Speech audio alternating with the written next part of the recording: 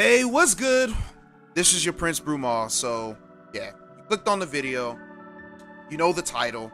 I'm going to tell y'all how the idea of Lord of the Rings took my innocence at a young age.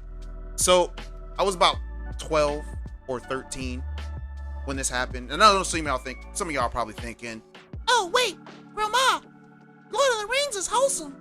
How did it take your innocence from you? well, let me tell you. Shut up, let me tell you. So, it was late one night. We're talking about 12, maybe 1 o'clock, possibly 2 in the morning. And you got 12-year-old, 13-year-old me, you know, in my dad's little office area. On his chair. I wasn't supposed to be on that chair, but I was on his chair, kicked back. And I was in the movie section of the Dish. I think it was Dish. Yeah, Dish. And I'm just going through the channels. And I happened to see Lord of the Rings. And I remember when I was in school, some of the kids were like, Oh my God, Grandma, have you ever seen that movie, Lord of the Rings? You really like it. I mean, we all know the plot. They told me what it was. I was like, all right, that sounds cool. Let's go watch this movie if I get the chance. I was pretty sure my mom wasn't going to take me to go see it. Oh, man. So I find the movie and I was just like, this is a perfect time to watch this. My parents are asleep. Let's go. So I'm watching it. And the entire time I was watching it, your boy felt extremely uncomfortable. Yeah, like I never felt this amount of discomfort in my life when I was watching it. And I was just like, this is not, well, what is this? What is this movie? But at the same time, like I said, I felt uncomfortable, but at the same time, I could not I could not look away from the television. I couldn't. It was like I was mesmerized. So I watched it. I continued to watch it and it was over. And I was just like, huh. Then I turned the TV off. I go to my room and I reflect on everything that I just saw. So school time comes back around because I believe I watched this on the weekend. Come back around to school, see my friends. I tell them my experience with Lord of the Rings.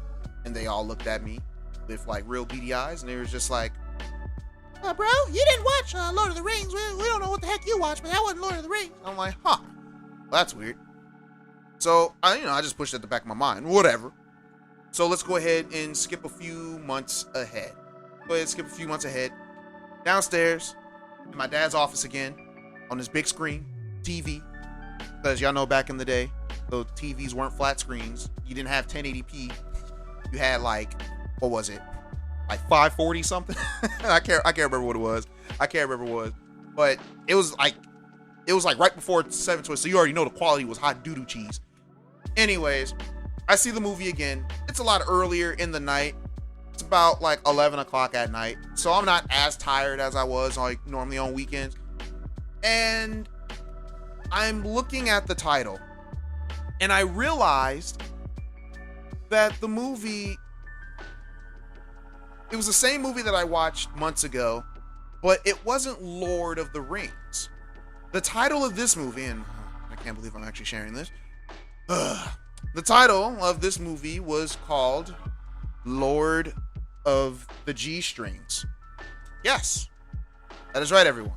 Some of you degenerates probably know what I'm talking about. You've probably studied that particular film like a college student for his exams. And yeah, that's what it was. At the age of 12 to 13, I, Brumal Porada, your prince, watched his very first adult film video. And it was a spoof of Lord of the Rings. And you remember how I said that I was mesmerized? Well, if you know me, you know what it was that I was mesmerized by. But regardless, the uncomfortable feeling, you guys know? You guys know the uncomfortable feeling. And this was before I figured out any of that that assistance from Pamela Henderson. So yeah, It's very uncomfortable. I went an hour and a half, guys, an hour and a half, not knowing anything about myself, but watching that. Your boy was going through puberty and he did not even know what was going on. Yeah. Oh my Lord. Now that I think back on it, though, it's like it's really funny. It's a really funny story for me to tell. But it's just like, imagine me going to my friends who have not experienced this stuff yet. Now that I think about it, I'm the first one in my friend group to actually see some. That's actually pretty funny that I think about it. Now that I think, granted, they weren't real, but hey, it's whatever. I got to see some. And this was back in the day when you didn't have to pay for that stuff either. Like they just threw it on television, and they threw it on like around the HBO channels and all that stuff. They just threw it out there for free. You didn't have to do that pay-per-view stuff or whatever. But I didn't know what it was. I didn't know what it was. I remember telling my pops about this story. My pops just looks at me after I'm telling him. He was just like, He's like, well, son, did you like what you see? And I was just like, yes. I loved what I saw. And he was like, good boy, good boy, good boy. He's like, maybe when you're older, you can see a lot more. But in real time, I was like, yeah, my dad isn't my dad isn't the traditional father. I could tell you that. Me and him, granted, he always makes it known that I am his son and I shouldn't treat him like I shouldn't treat him like he's one of my friends or anything like that.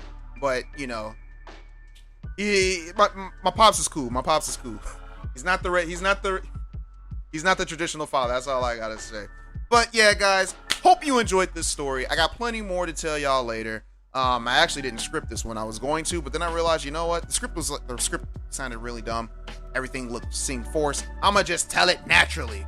And this is like my 8th time recording this, so hope you guys liked it. Tell a friend about me. Get me out. Get my name out there. And yeah, see you guys in the next video. Have a great day.